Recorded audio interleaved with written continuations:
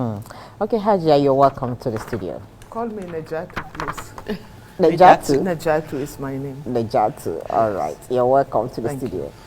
Okay, so let's hear from you. You listen the beat to what our paper reviewers talked about you, about being consistent, and I want to say congratulations, Nigerians who don't even know you are speaking up for you. But first, let's hear from you. Why did you resign from the APC? I want to take you first to how I even went into the campaign team. Oh, okay.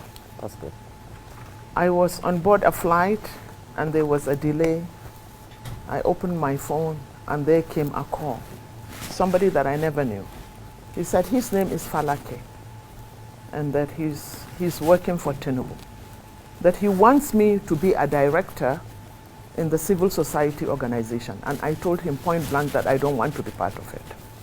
Then he started to plead with me to please accept it. I said, no, I don't want to accept it because I've never sat with Tinubu to tell me what he has for us in the country general, and particularly the North. He said, please, madam. He started to beg me. I said, don't embarrass me because I don't want to be arrogant. When people start to say, in the name of God, do this, then you feel bad to say no. So I gave him a condition. He said the names will be out the next day, and he wants my name to be out as the director. I said, no, I can't accept that. Then after all the plea, I said, okay, let me meet you halfway.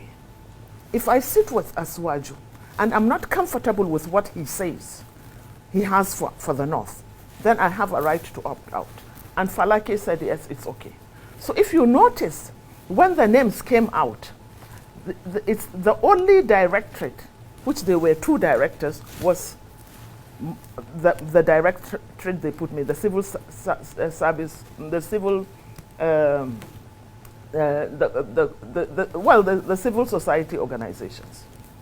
There were two. I was made a co-director. That night, I got around 11 p.m., I started to get phone calls. Normally, I don't pick my calls at night. But then I saw a message saying that Asiwaju wants to talk to you around 11 p.m. So I gave them a reply. I'm waiting. Immediately they saw my text, they called me back. And Asiwaju called me. He says, Hajiya, I said, sir. He said, I respect your stance on not accepting the appointment. I said, yes, sir. Because I can't be a zombie. I just can't follow you because you said I should follow you. Let me know what you have for us up north. Because if I made a mistake on Buhari, with you, the truth is written on the horizon. So I have to know what you have for us. He said he's in London, that if I can, I should go over. He offered to buy me a ticket. I said, no, sir, I can afford a ticket. And then he said, can I get a hotel for you? I said, yes, that I will appreciate. I took the next Lufthansa to London. I saw him that same night, and we sat. And I said, sir, the reason why I'm not accepting your appointment is because I don't know what you have for us up north. Because in the north, every single person is either waiting to be killed or kidnapped. We can't go on like this. What is your blueprint for us? He told me that he doesn't have anything for us. I said, you mean, sir, you don't have a blueprint?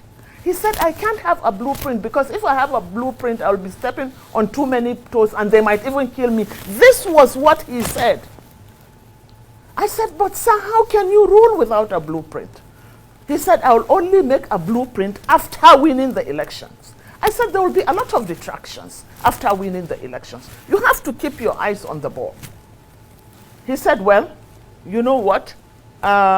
If you have anything you want me to put in my manifesto, then please bring it.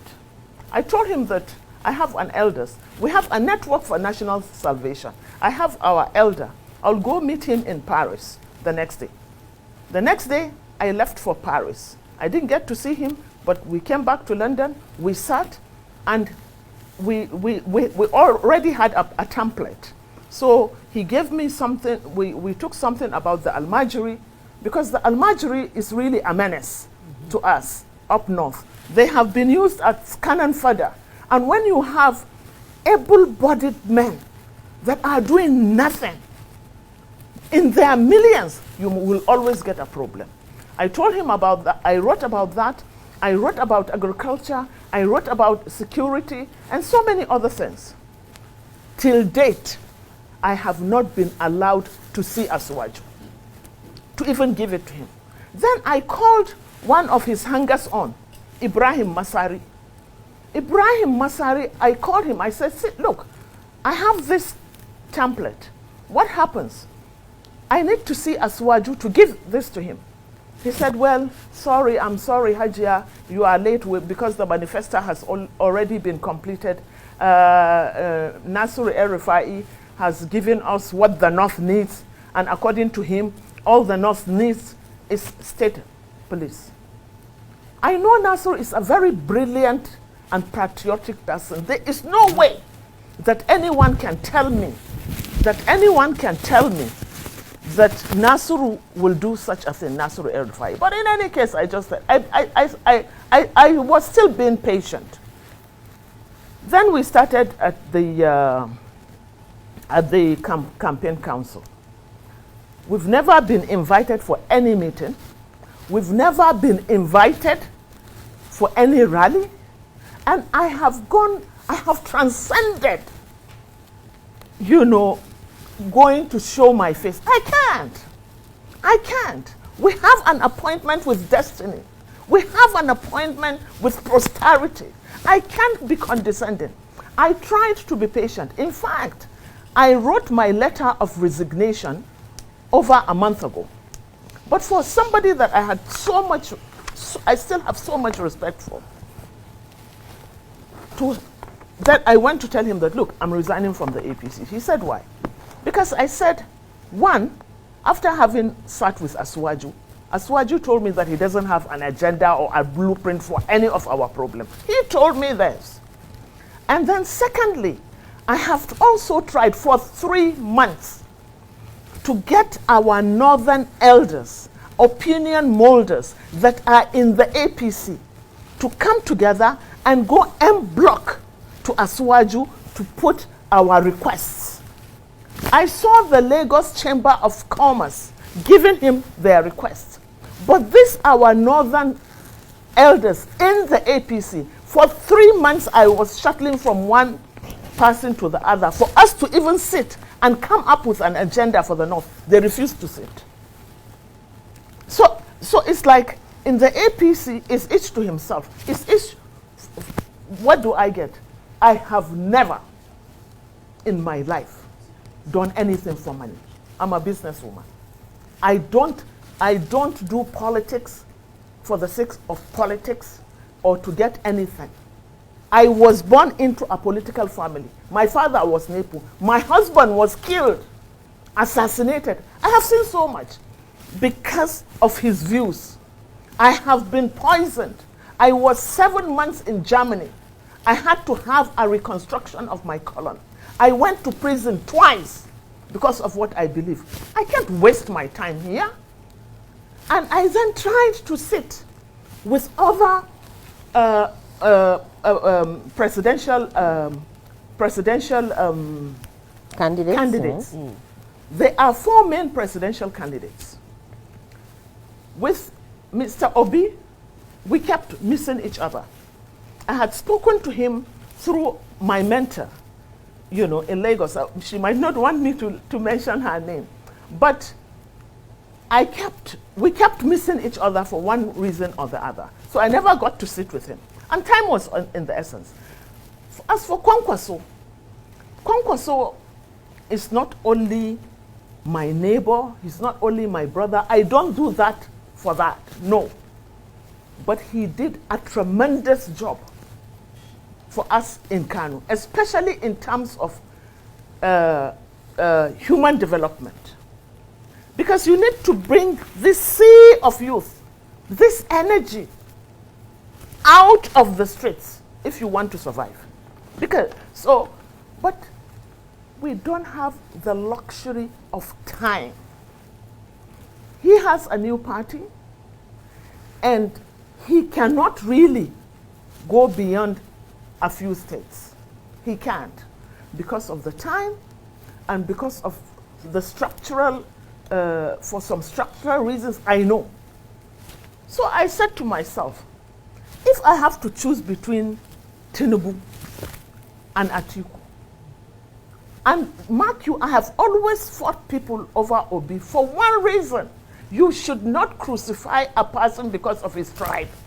You don't choose your tribe. You don't even choose your parents. So don't crucify him because of his tribe. He is only what God has given him, just like I'm only what God has given me. However, I looked at the options in the APC. They go to rallies, and Asiwaju cannot even decipher. He cannot. When I was speaking, I sat with him for 2 hours. Most of the time he was sleeping. You ask him questions on this, and he's talking completely different from the topic that you are discussing. So how on earth, what is wrong with Nigerians? What is it that you'll benefit personally for you to sacrifice over 200 million people? And so I decided that, okay, the choice now for me is between Asiwaju and Atiku. Because both of them have the structures in their parties. And then I looked and I looked and I looked. I looked for Atiku. I said, look, what is your blueprint? I did that. I didn't just do it off head. I sat down with him. What is your blueprint on security? They gave me a whole booklet. What is your blueprint on agriculture? They gave me everything. It took me days to go through it. So I said to myself, somebody that I sat with and discussed this with, he says, look, Naja'atu, you are trying to choose between the devil and the dipsy. You chose I said, yes, absolutely. But I'd rather go with the dipsy. If Allah helps me, I'll be like Jonah. As Jonah was 3 days and 3 nights in the belly of the fish, God Almighty delivered him, he will deliver me. But there is no winning with the devil. In this case, Asiwaju is the devil. There is no winning. Because you cannot relate to a person that has lost it upstairs. If he is physically unfit and he is mentally okay, we can manage. At least you know you can hold him accountable. But in this case, you know that those hangers-on are only pushing him, knowing that he cannot do it, and they will be the beneficiaries. They will be, you know, he's just there like an idol. And you just, they will be, his wife will be doing the ruling. She will rule over the country. And the other hangers-on, they even hate Asiwaju, as far as I'm concerned. Because you cannot push somebody that is ill mentally into a position of leadership. What sort of people are we? This thing will come back and consume every single one of us. But you also mentioned that party platforms have no ideological differences and are robes that, you know, politicians wear to serve their personal needs and interests. Yes, ma'am. And you would rather, you know, support an individual. But an individual is not far from being under his party, and that structure governs it. The individual needs a party to contest the election. But I should not be tied down to the rope. I said it.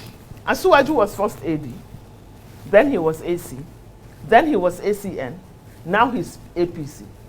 Same with Kwankwaso. He was PDP, he came into APC, and then went back to the PDP, and then to NNPP now. The same is true with Peter Obi. The same is true with Atiku. So why should Nigerians be tied down to an illusion? Illusion is the party. It doesn't make sense. It's just a bloody logo. It's just I can decide to change my dress. That doesn't make me different. That doesn't make me a different person. So what I'm saying is this: Nigerians should stop tying themselves to parties. These politicians must be taught a lesson that if you want us to vote for you, bring a good candidate.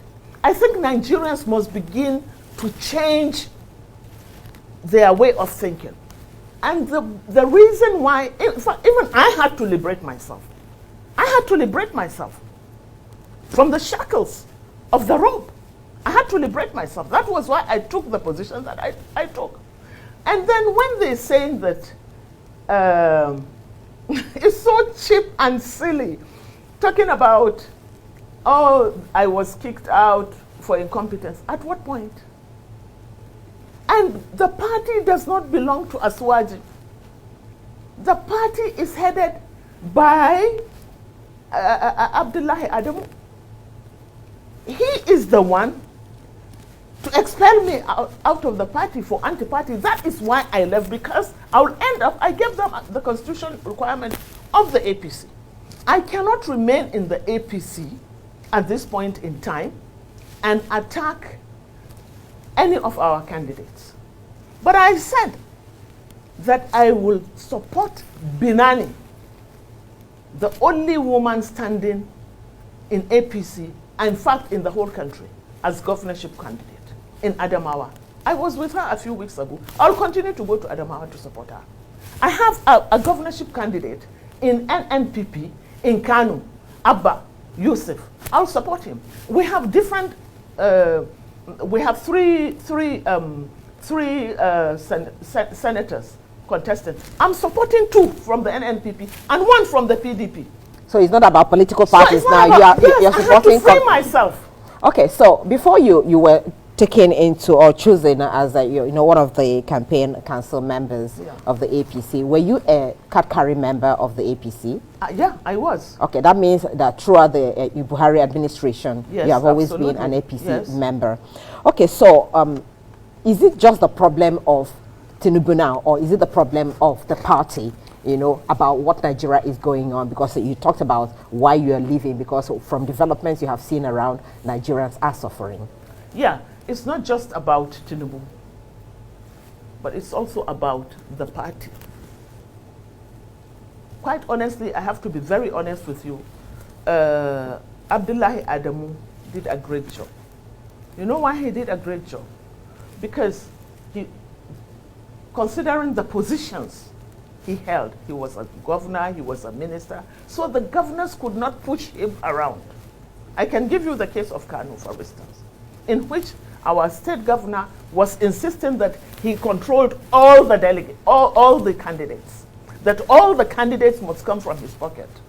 But Abdullah Adamu stood his ground. No, this so and so is, you either contest this and so contest this, or you lose it. That is a good leader. I have no problem with that.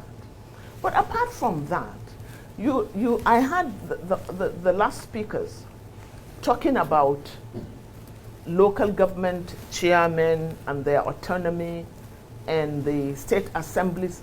The state assemblies are just house boys. The governors determine who gets what, who is in what position. So that is why Nigerians must begin to teach those governors a lesson. That if you know he's a bad governor, stand your ground. Move him out. At least teach him a lesson. Don't give him a second term. If they do that, can you imagine a whole country? And that also has to do with a very, very extremely weak president. Buhari cannot swat a fly. He cannot swat a fly. It's not as he pretends he doesn't know. He knows. When do you go pleading with governors?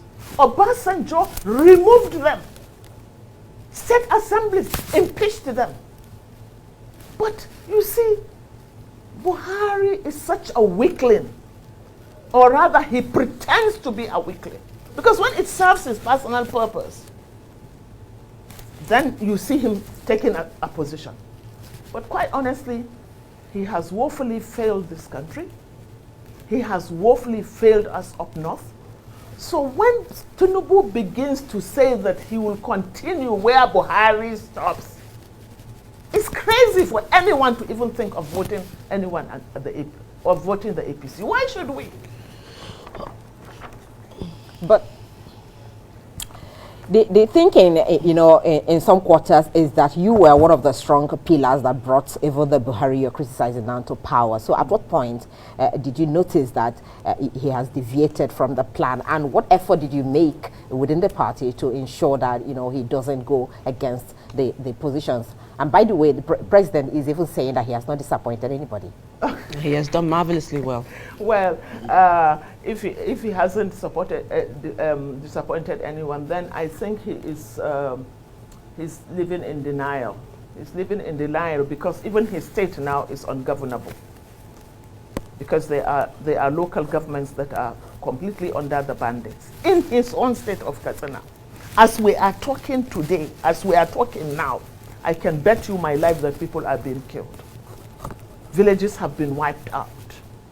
In the whole of the northwest, except for Kano and maybe parts of Jigawa, it's overrun by bandits. So how can he even talk of that? Look at the southeast. Look at the carnage in the southeast. Hasn't he failed them? Is it not his responsibility to give them that security? He has failed. Look at the economy. Look at this thing about the Naira. Over 200 million people will go out of food in the next few days. I can bet you that. Because the new note is not available. So he has taken off hundreds of years back because you have to start trading by barter. That is the only way you can survive. So he has failed. He has not failed himself because all the people around him have enriched themselves. Stupendous amount of money. People selling recharge cards are now swimming in billions. It's crazy. And he says he hasn't failed. Has he succeeded in tackling corruption? One of the reasons why we stood for Buhari, I put my life on the line for Buhari. I have 7 surgeries here. 7 surgeries because I was poisoned. I spent 7 months in Germany to have a reconstruction of my colon because of this Buhari. So was it because you were poisoned? Yes. How did it happen? Well, it happened because, to be very honest, I wouldn't want to mention names, but I was invited to the office of the DSS then, and that was where I was poisoned. Interesting. Yes, that was what happened. They put me, look, and let me tell you, when they say I do things, when I was one of the co-conveners of Save Nigeria, along with Pastor Tunde Bakare. I am a co-convener of Save Nigeria. Adua is my brethren, a Fulani, House of Fulani, and a Muslim. But we don't look, I had transcended that. We fought until the doctrine of necessity was put. And Jonathan tried to reward me with a ministerial appointment. I said no. I refused to accept. I said, sir, I did not do Save Nigeria to be a minister. Obasanjo made me minister twice. The first time I went, I got a standing ovation in the Senate. But then my own senators from the ANPP now said, I'm from Saraki group, so they don't, because Saraki, of course, and we had a conflict within the party. So most of the senators were with the chairman then, so they rejected my name. Obasanjo called me to say, let me come into PDP so that he will make me minister as a PDP member. I said no. I don't want to leave my party. So it's so silly talking about me as it concerns money. So what I'm trying to tell you, in essence, is that I'm 66.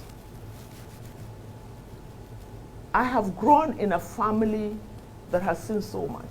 I grew up seeing my father going to prison because he was NEPO. They were anti-establishment then. My husband, late Bala Muhammad, was chopped into pieces and burnt alive. Why? For his opposition, for what he was saying. The day I identified that body, that was my springboard. I decided I will continue where he stopped. All right, just So what I'm trying to say is this. I always follow my conscience. I will always do things for God and for my country, not for self. Those who think that they can lie for peanut, they should wait for their end. Because all the problems we are having today in Nigeria is as a result of this bootlicking. This hoping against hope that I'll get something. Okay, go and be governor, go and be minister, steal all the money you can steal, and you will be killed by a mosquito or a virus. You become, I have seen so many of them. So it doesn't shock me. All right, let me come in here because I've listened to you quite keenly, and you've said a lot of things that have uncovered certain layers of conversation. And I bring this question again to you, but in a different direction. A lot of people say you brought Buhari into politics, not even into the party. Do you regret that trajectory right now? Do you think that if you hadn't, perhaps he wouldn't have been president of Nigeria? If I have the knowledge of what he really is, let me tell you the problem that I had and millions had. We didn't investigate Buhari. We didn't know who Buhari is when we put our lives on the line for him. So I regret it. Yes, I did. I do. All right, sorry, Nkolila. And I did not bring him into politics, by the way.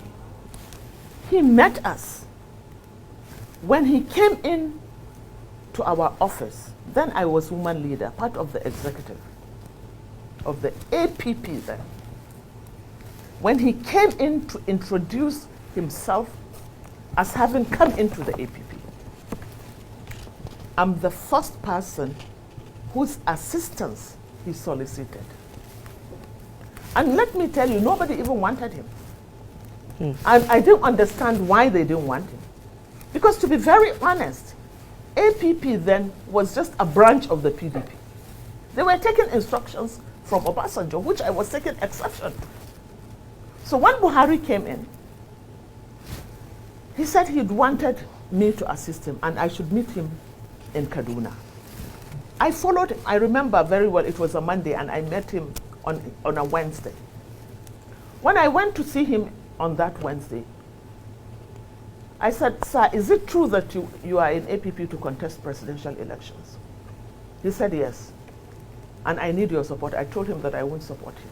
He said, why? I said, because you are a fascist. When I was president of Ahmadu Bello University Students Union, I wrote an article on Buhari and fascism. And he said, Naja, you mean fascist like Hitler? I said, yes. Because this is the conception that we got. So he gave me a brochure of what happened between him and the IBBs, why they... Apparently he was lying, but I believed him then. So from then, from that day, I didn't come back to Abuja nor Kano. I went straight to Kebbi. I spent 1 month trying to put a structure for Buhari. And I did. They are still sitting on my structure. But you know, and we were with him. We stood by him. We gingered. We mobilized. But you know, to our greatest shock, as soon as he was sworn in, Buhari cut off 99% of us. That was the beginning of the beginning. We could not even see him. It took me and a lot of noise for me to get a pass to go into the villa. I have a pass, yes. But there's no need to see him because he doesn't keep any promise. I have shown him documents of corruption of over 137 billion that was stolen from those around him. Till date, he didn't blink an eye. So it's not as if Buhari doesn't know about this corruption. He knows. He just doesn't care. Okay, let me come in here. I mean, you also said that the challenges that Nigeria faces requires you to continue to champion the struggle for a better country with a clean conscience. Yes. And you also said that, you know, supporting the PDP candidate, His Excellency Atiku Abubakar, is a support for the lesser evil. Yeah. Now, if you look at that as against the backdrop of the yearnings of Nigerians who are saying they're tired of the old school, they're tired of the old class of politicians, they want something fresh, they want a new message, do you think that he qualifies to be in that category? I was trying to tell you earlier that I tried, or at least I know 3 of the candidates, the forerunners. I've never sat with Mr. Obi. Obi is a movement. It's a movement that will be very difficult for structural reasons for it to win an election in 2023. What are the structural reasons? Alhamdulillah. The structural problem, one, is that if, for instance, you have I'm not sure he even has a gubernatorial candidate in Kano, where I come from. I don't think he has senators or members of the reps. So these are the structure, because these are the people that will be doing the mobilization for you. These are the people that will be defending your votes. You need to put that on ground. That is why I mentioned Kwankwaso. It's the same problem. It is a movement that cannot win now. So, and we don't have the luxury of time. But, you know, people would also argue that countries are fast moving away from structure, looking at citizens and mass participation. You cannot operate without a structure. You can't.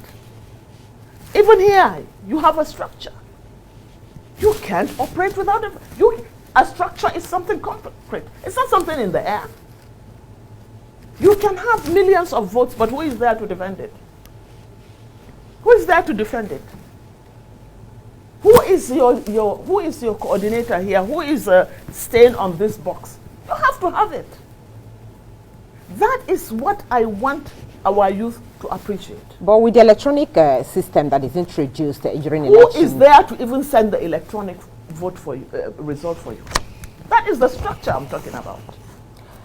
All right, so let's look at just a step back a bit. Okay, before we go to that, we have had endorsements of P2B, for instance, from even people you have also talked about how they performed, like the OBJ and some elders, even from the Southwest. So, and what they are saying about it is that it's justice, you know, at least for a president from that part of the country who have not got the opportunity to get there in the first place. So you're talking about conscience, you know, and why you think you are leaving the APC just for your conscience sake, to be sure you're doing the right thing. You don't think it's time to toe that line? I told you the question of time. OB is a movement. They have no structure on the ground. And let me talk about OBJ with due respect. When Obasanjo contested elections in 2019, he couldn't even deliver water. Water, he couldn't deliver. He got most of his votes from the north. So, and the same Obasanjo tried to mess up. How did Obi even get to be governor? Who stifled his efforts? It was still the same Obasanjo. So there's so much hypocrisy. You understand? We have to look at things concretely. I'm not a sentimental person. You know, I am beyond anyone trying to confuse or lie or deceive me. I see through the smoke screen. I don't think Obasanjo even has the political clout. He knows why he's doing what he's doing. But the reality is this. How much votes can he galvanize for Obi in the Southwest, in Otta? Okay, so where is the Save Nigeria group? You were a co-convener of that group at the time. You know that you almost put the government at the time to a standstill. And from what you have explained over the years, 7.5 years of the APC government, we didn't see the Save Nigeria group. Well, the Save Nigeria group has fizzled out. You see, and there was a time that I was talking to Pastor Tinubu Bakari, who I have a lot of respect for. And I said, sir, this is the time to save Nigeria. This is really the time, because the situation is worse and more dire than it was then. But you see, we all have our interests at different given times. So, and situations change. And probably interests change also. And what bothers me, except for the NSAS that gave up a front, quite honestly, I cannot say that there is any group right now, apart of maybe the obedience, that are making a concerted effort. So why is that? Is it the fear of the government of the day, or is it just complacency? Yeah, or what exactly generally, you see, let me tell you, generally, our youth are ignorant. How so? They are not educated. So when we equate lack of education to blindness. When you are blind and you are being led by rogues, they take you to the slaughterhouse without your knowledge. That is why most governors, the first thing they do is to withdraw education. When you withdraw education, when the mass majority of your youth are not educated, then you take them to the slaughterhouse. That is one. And number two, they deliberately put the mass majority of our people in abject poverty. Most of them are below subsistence. And three, which is worse, is that good and responsible people do not offer themselves to go into politics. I just saw one thing about Baba Ahmed, and he broke down because he said he has never been insulted. It's part of the problem. If you cannot take the hit, you have to leave the kitchen. And you see there is so much hypocrisy with Nigerians when it comes to the question of religion, the manipulation of religion. When you say you are a Christian, and you know that Jesus alayhi salam fought corruption, he fought injustice, he fought to the extent that they looked and tried and did everything to take his life. But you say you are a material. He was spiritual. He didn't have a house. He didn't have anything. Okay. But you say you go to God. We prayed unto God. But you go to him with lies and hypocrisy. The same applies to our Muslim brethren. They go to God with lies. So there is this manipulation of religion. Okay. This manipulation of tribe. But up there is no difference between them. There is no difference between a Muslim thief, a Christian thief, an atheist thief. And then I keep telling them, when they see, because of deception, they see crime and criminality through a prism of tribe and religion. That is deceptive. Because what difference does it make to the victim that was killed or is killed by IPOB? What difference does it make if an Igbo man kills a Hausa man or a Hausa man kills an Igbo? Does it make any difference to the victim? No. But these things are trivialized. They are manipulated because most of our leaders are themselves criminals. And they don't want people to know. Even our clerics, both Muslims and Christians, I have seen them. Okay. For instance, I have seen clerics talking about Muslim ticket and why it is a jihad. Oh, that is criminal. Because in Islam, let us make it very clear, it is an injunction. The first law made by God in the Quran is when he created the heavens and the earth. He said he sat on his throne and made the first law. The first law is that he has denied himself the right to oppress. Even before he created his creatures. And I have denied, said God, the right for anyone to oppress the other. And then our prophet also said that the rule of an atheist, a just atheist, is better than an unjust Muslim.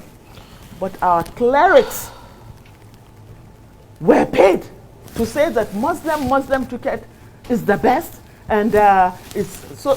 So that means you are against that. Really, I am against it. I am against it because it's a lie. It's a form of deception. They are deceived because they think that when you say Muslim, the Northerners all jump onto it. Was that also part of the reasons you also resigned? No, that wasn't. Okay. I gave you my reason. I gave you my reason, and I stand by my reason. But that didn't matter when you took that decision it to mattered. support. Okay. That is why I told you. Initially, I refused the appointment. I refused the appointment. They had to beg me to accept the appointment. Falake is alive. He begged me. I said no. In fact, my rejection of the whole thing started when Asuwaju said, it is his turn. It's not about the country. It is his turn. So Nigeria now is a piece of pie. That you have the knife, you carve and cut for yourself, and then when it is that one's turn, he cuts his own. Nigerians should reject this. It's an insult to us. Okay, there was something that was quite significant when you talked about support across party lines, and you mentioned that you would still be supporting Binani in Adamawa State. Yeah. And I know that you were the nominee for the ACN in 2007 for the Kano Central District at that point. Yeah. And you inspire a lot of women to promote national values. Yeah. In terms of your conversations with the candidates, what have been the conversation on women's participation? Because you mentioned something critical, that in the whole country, it is only Binani that is running for the gubernatorial race. And it is quite abysmal for some people because women make half the population of this country and have the voting power. Absolutely. Even much more than them. They are the mobilizers. But when it comes to the real-time politicking, you see very little numbers emerge. And I'm wondering, are you having that conversation with your candidate that you want to support? Which of my candidates? Atiku Abubakar. You know, it's too late for me to discuss candidates with him because they have all their candidates. And I keep saying, I am not PDP. I'm still not PDP. I am partyless. I don't belong to beyond the candidacy, women's participation, the role that women will play, because that's also keen. Because when you're going to go to the elections, you find that even the voting power now have more women who have registered to go into, the polling and the election process. So how does he really look at that currency? Let me tell you. Let me answer from my own perspective. When you look at a woman, the continued existence of the human species is in the hands of the woman. We reproduce. If we go on strike for 70 years, human beings will cease to exist. That is how important we are. It's a great responsibility that is God-given. And it's for that reason that we have to nurture and nurture that a lot of women do not indulge in politics. All right, Hajiya, our time is actually up, Okay. but for the sake of Nigerians who are watching you, do you have a sack letter from the APC? No. Because that's what the party is saying you were They are sacked. lying. It's so cheap. So you don't have any letter? No. Okay. So you resigned. So that's how I we, resigned. So that's how we leave this discussion. We must thank you very much for your boldness and your time with us on Kakake, the African Voice, the former Director of Civil Society of the All Progressives Congress, APC Presidential Campaign Council, and of course the first woman president of the Students' Union of Ahmadu Bello University, ABU Zaria, Hajiya Naja'atu.